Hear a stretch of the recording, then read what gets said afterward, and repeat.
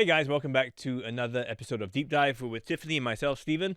Now, this week we're talking about something that we were talking quite a lot about, but lately it seems to have fallen off our radar a little bit. Yeah, but let's talk a bit more about it. Because the Strait of Hormuz, remember that? Yeah. It's less than 40 kilometers wide at its narrowest point. It's a critical passage for a quarter of the world's seaborne oil, and it's turned into a choke point with Iran demanding for countries wanting safe passage, asking them to come up with some money, pay a toll. Yeah, and then much closer to home, we have the Strait of Malacca.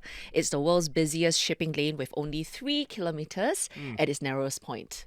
And Singapore has maintained that we will not negotiate with Iran for safe passage in the Strait of Hormuz because transit through waterways is a right, not a privilege. And doing so will set a precedent for countries in our region to demand toll fees.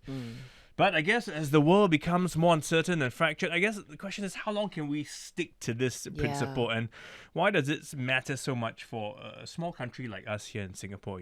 That's right. Yeah. Yeah, to help us unpack these questions, we are joined today by Minister of State for Foreign Affairs, Zhulkarnain, Abdul Rahim. Welcome. Hi, Tiffany. Hi, Stephen.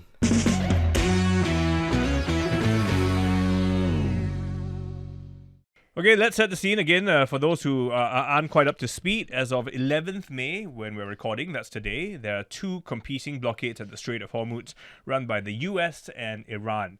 Data from an international ship tracking firm indicates that at least 6 cargo ships have crossed the strait since last Wednesday, but no tankers, and some 1,600 ships remain stranded in the Persian Gulf. So we want to ask straight up, beyond the increases in prices of our goods and services and also oil, what else is at stake here? Help remind us a little bit.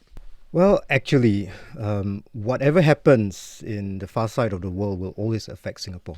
We are always an open economy, always dependent on global trade flows. Whatever happens over there will impact our pricing, food, energy, but more importantly, the positions that we take overseas vis-a-vis any issues that impact that side of the world will also be taken to impact us, because we are a nation that prides itself on principles, and we want to make sure that whatever we say remain consistent, and when we can live with it for years to come, because the positions that we take in a particular issue will of course affect another issue that we have here, Straits of Hormuz, right? You mentioned it, Stephen, that it impacts, it's what you call a choke point, but actually it's not, suddenly it doesn't become a choke point overnight. Actually, it has always been a choke point. It has always been a maritime choke point. It sees about 30 to 40,000 vessels per year. And actually, when this thing happened, I think everyone then realizes how important is it. Yeah. But for Singapore, we always knew how important sea lanes are, because we are always been a maritime trading nation. And Straits of Malacca and Singapore actually sees almost triple that vessel traffic. Yeah. 120,000 a year. That's about almost 300 per day. Yeah, it's pretty much the busiest shipping lane in the world, but that's for all kinds of goods. And all kinds of goods. Strait of Hormuz is more for oil, right? Oil. So you see LNG, oil goes through there. Yeah. Ours, anything you buy from Taobao, anything that you buy from commodities goes through it. Yeah. So you think about it, Straits of Hormuz may power the world, but we, Straits of Malacca and Singapore, moves the world. Actually, everything goes through here. So anything that we take vis-a-vis Straits of Hormuz issue will have to be seen in light of what we feel important for us in terms of our sovereignty, in terms of our security, in terms of our livelihood here. But that's a standpoint that we take. We say we choose to abide by the rules. We choose to follow the letter of the law. UNCLOS, for example, we choose to abide by that, but that's not the same for everyone. So before we dive into that, can you help our listeners understand a little bit about what UNCLOS is? Give us the 30-second version if you can. Okay, UNCLOS stands for the United Nations Convention of Laws of the Seas. Basically, it's the constitution of the sea that encompasses all activities and aspects of what we have to do on the seas, like navigational rights, freedom of transit, and all that. Singapore is one of the major founders of UNCLOS more than 40 years ago, and we believe in UNCLOS because it's very important for us as an open economy and trading maritime nation as well. And for countries that actually are not even signing or parties to UNCLOS, we believe, and our position is that rights of transit passage or navigational rights are actually part and parcel of customary law, which is actually enshrined in UNCLOS. And so, whether they have signed it or not, it's binding upon them. It is a codification of what is decent, what is important, what is accepted between nations to regulate navigations, flow of goods. Yeah. And on top of that, there's this thing called the international customary law. Yes. And it's basically a set of rules that you and I know. As human beings, we know that shake hands, say hello, be nice to each other, don't commit crimes. Those, you don't need the penal code to tell you that. So, from my understanding, UNCLOS is supposed to be enforceable, right? But the US and Iran, they're not bound by UNCLOS. It is not just an understanding. I think in Singapore's position is that it is part and parcel of the law. And you cannot pick and choose what aspect of the law that you want to adhere to, what aspect of customary law that you want to abide by. It is the whole system, and UNCLOS is so comprehensive, and it needs to be understood in that regard, and every country is bound by it. But whether the or not US you will sign. say, I didn't sign. Why am I bound by it? yeah. I didn't agree to take part in this, so why am I bound by it? Whether a particular state says that it is not bound by it or what, there is a certain expectation that they need to have an open agreement or acceptance that the goods, seafarers need to be safe going through a particular passage. What, especially in terms of passageway, there are waterways that are natural. What we call a term of art, straits used in international navigation as swin. So the Straits of Hormuz, Straits of Malacca or Singapore are actually swins. They are actually natural body of water. What I call what is not made by men must be meant for all men. Okay. So actually you cannot suddenly suka-suka say that, So I can't say I didn't take part in this, I didn't sign it, so therefore I'm not a part of it. And You're I saying am- it's an understanding everybody in the world has to abide by this. From old times, right? We see piracy, we see people trolls under toll bridges and all that, imposing the weight of themselves onto passerby, people who are using seafarers. This is something that is contrary to international law and also UNCLOS. And I think when we understand it as a world, as a community of seafarers, as a community of maritime nations, we must understand that the right of transit passage is sacrosanct for everybody. But right now, what we are seeing are these two trolls, so to speak, under the bridge blocking the Strait of Hormuz, right? And what can we do about it? So I'm saying we all may say, I choose to abide by this, but when we are in the one suffering, then how? So we have to balance between, of course, principled adherence to rules and also pragmatism, right? We look at how we can do things together with each other. It's like water. Water finds a way around it, alternatives. right? Alternatives. Water will flow around a rock and all that, but it means that things will get more expensive. And for the troll that actually imposes that blockade or impedes, if no one goes through it, and actually the world suffers for it, at the end of it, everybody suffers for it, including the troll. So I think it's good to be principled about stuff. Like I, for one, believe that, we should maintain some principles, right? But at which point should we then reconsider this thinking? I mean, I know you stated a hard no, right? But then if, let's say, we have to balance between survival, and I'm talking, down the road, what if things get worse? And we're talking about survival. At which point do we have to reconsider this principle we hold so dear? See, there are certain things that are really, you cannot trade away. Your right to survival, your sovereignty, things that impact our livelihoods, our Singaporeans, I cannot put that at stake. There's no price to that. You cannot put a price to that. And if someone tells me that the life and the future of the future Singaporeans and how we shape the economy in the future will be able to be traded away, will be negotiated, now that's something I will not be able to accept. Whether in the region or internationally. And I think for every country who are like-minded like us will understand that. And the only way around this is actually to find like-minded countries and find ways to live with each other and find a way to respect whatever norms that we have set up over 40 years ago, time immemorial, and to make sure that we all play by the rules. So you see, as neighbours, right, we build fences, but not to keep people out, but actually to show where we stand and where they stand.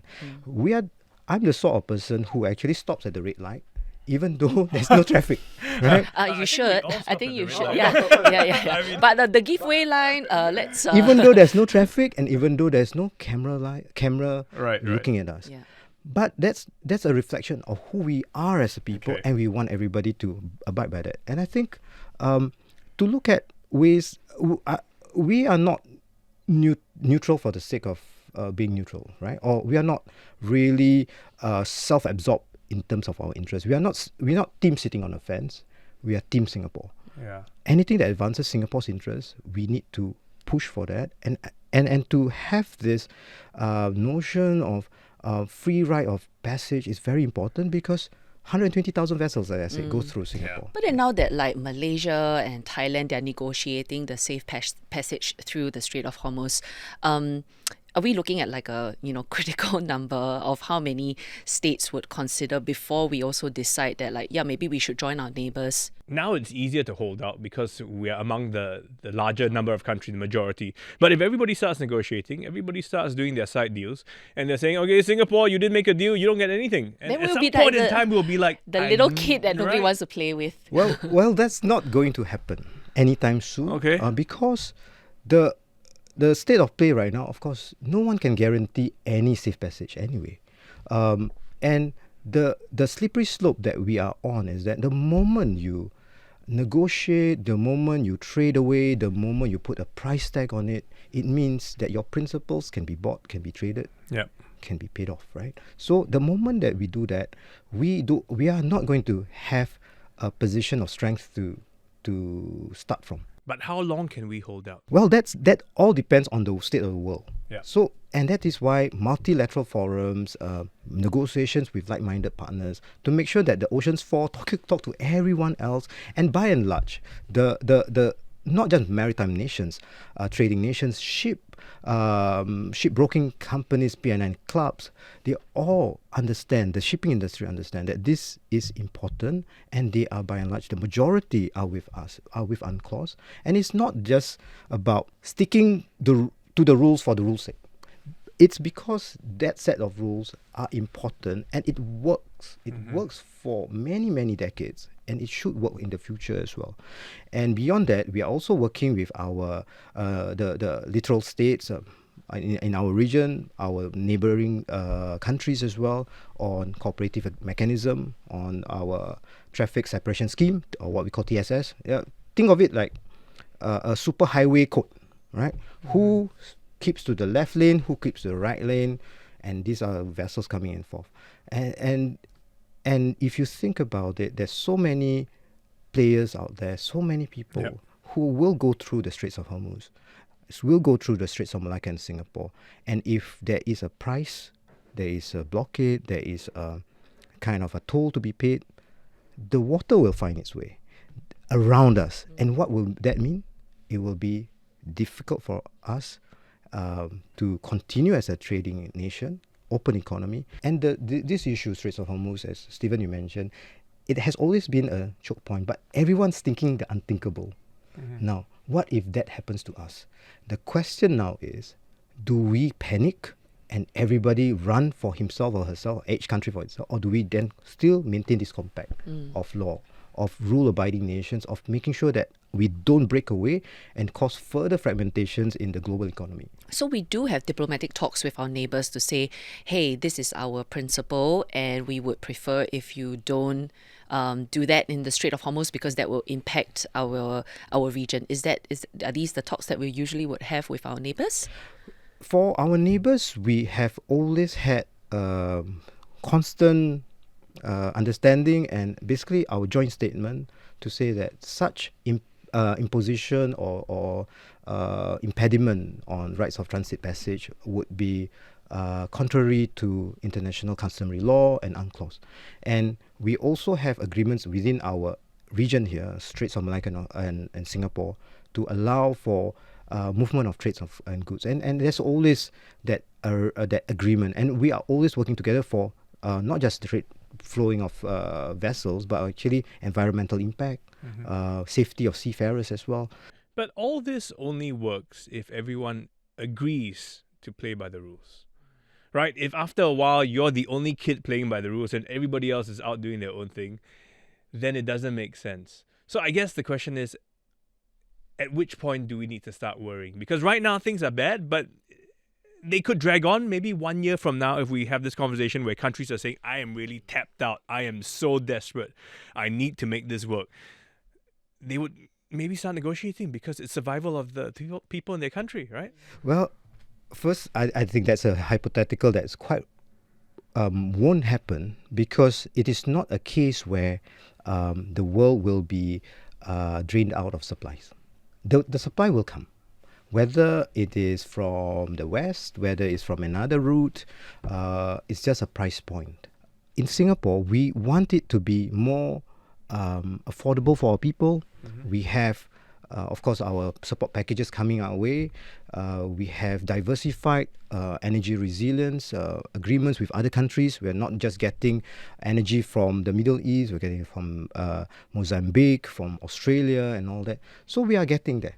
The only people, I think, in the long run, the region that will suffer the most will be the Middle East, because they have supplies that cannot go out. They have flights that are being diverted away. And the beneficiaries would be all the other states that have this kind of supplies. And the most important thing, the critical thing that we need to do is actually to build two kinds of resilience of supply and energy, and resilience of our people as well. Because yes, in the short term, we may have some inconvenience, but in the longer term, we need to move away from certain supply chains and then have really diversified supply. But that can only work if our Straits of Malacca and Singapore remain open. Yeah, I guess for us, it's the idea that, okay, even if we compromise in the short term, we are looking at it from a long-term perspective, right? We don't want to say yes to paying, for this safe passage now and then to have to suffer for it for generations to come. But I think the new world order looks like, countries are being a little bit more protectionist, a bit more inward looking as well. We have always touted this idea of let's be more collaborative, let's work together. But at which point for Singapore do we then go, we need to be self-sufficient, but also at the same time we need to not undermine our reliance on other people? Oh yes. How do we balance that? So you got to find the like-minded friends to play with. So you don't want to be the only kid left in the playground. Yeah. Right? With no one else to play with, and there's no when there is a bully, when there's a huge influence or in the playground that who picks and choose who they want to play with, then we say, okay lah, that your suka lah. Then we will have other kinds of arrangements with other like-minded partners that actually then we can say that, look, we have a good thing going on here. And it's like life, right? We will find a way. We'll have to make sure that when other countries deal with us, they know that we are dealing with a principled, honest, and really straight shooter lah. Right? We say it as it is, because we don't have resources. We only have manpower. So we need to make sure that what has worked for us previously, which is actually adherence to rule of law and being quite open in our economy and making sure that other countries are able to trust in us, have their supplies parked with us. So then we have all this confluence of factors that actually say that Singapore is a safe place to actually park their investments, their oil here. And when things happen around the world, they know. Then we can have all these resilience agreements with other countries as well. And we are exploring this long-term planning has boded well for Singapore. And we know that. We've seen that it provides that kind of stability. But going back to your analogy of being in the playground, and I picked to play with a different group of friends. Let's say we're playing with Australia and New Zealand. We just signed a few things with them. But then the other bully across the playground says, okay, I'm from the US. You want to be my friend? If you want to be my friend, you can't go hang out with China. Now, what happens if the biggest bully is the biggest bully in the playground? Well, there will never be the biggest bully because Really? there's always be a few A few big bullies. a few friends. We won't call them bullies per se because we have never been in a position where we have been able to or allow ourselves to be bullied in a way because we can work with anyone. And I think when you look at it, there are so many countries, so many interests. We need to find common interests because, like it or not, no group of nation or no group of people or society are out there not thinking about the betterment of their own people.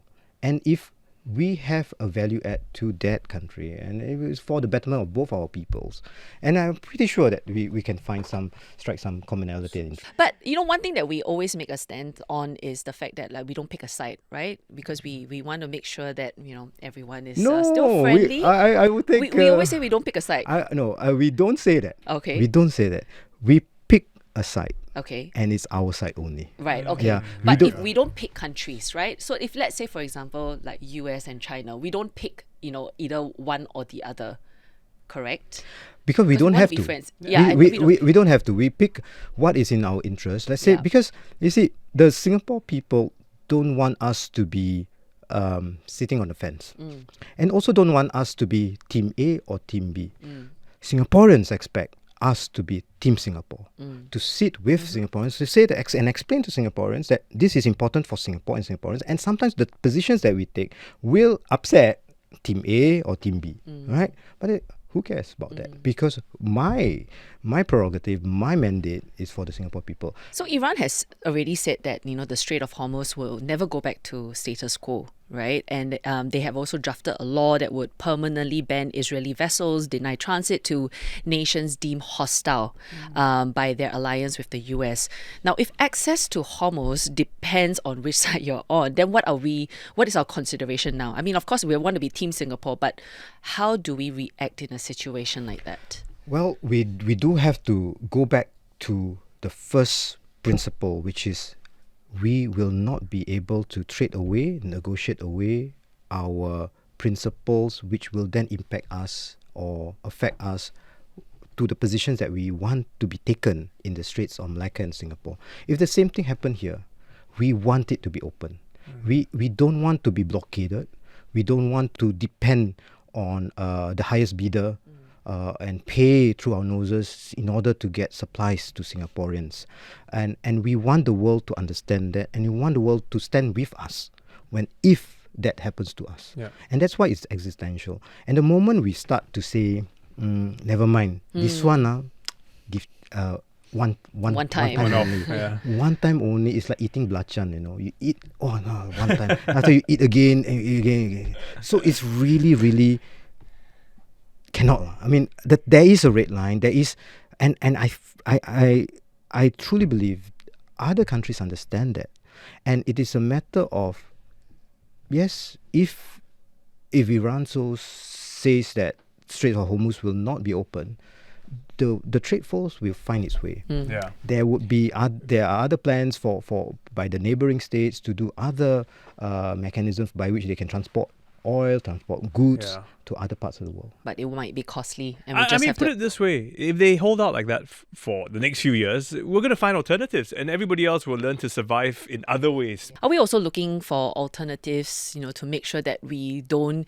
get, strangled in this choke point? Because now I hope we've already got some in the works. I'm pretty sure. I know you mentioned that we are bringing in different sources and looping, shipping routes and stuff like that. I mean, are we making sure that all countries understand that this is what we will be headed towards? Yeah. I think I was in Mauritius for the Indian Ocean Conference, and also in the UN as well, and everyone's talking about the same thing and thinking about us in the same way, because we have few things going for us. We have experience in handling transshipments and handling ports and all that. We have very well sought after services, not just in the region but across the world as well. And really looking at it not just from a resilient supply chain standpoint, but also the provision of services, of such services, transshipment services, expertise, know-how that we can transplant to other regions, other countries, so that they can have almost a Singapore Inc. standard in their country, in their jurisdiction. And that's where we are coming towards. So in other words, you're saying we are actively looking at alternatives, additional options. Can you reassure folks and say, yeah, new friends, of course. I mean, but are you confident enough to reassure Singaporeans and people listening in that basically, yeah, I mean, you know, while things look pretty bleak, I think we're always exploring ways to resolve this crisis. And at the end of the day, it should be all right. The way that Singapore operates is not just a Singapore for Singaporeans, but Singaporeans for the world as well. Everybody has skin in the game with us, and we also have stakes in the world. And the reason for that is to make sure that that people have a care as to what happens here in this neck of the woods, and particularly they place much value in what we have to say, not because we are clever or what, but because we mean what we say and we say what we mean. Several things that we spoke about here, are not just food for thought, but reminders that, where we stand. I mean, it's one thing to be principled, but why we are principled and why we should, stay that way. That's something that, I'm going to leave reminding my friends next time if they say, maybe we should just pay the toll lah. No, we will not pay the toll. Okay. Anyhow, we've gone on this for quite a bit, I think, because it's an important issue and something so close to our hearts, even though we don't realize it. So if you have thoughts about this, any feedback you want to share, do drop us a note. We do love to hear from you. But otherwise, that's it for this week's episode of Deep Dive. Back again next week. Bye for now. See you.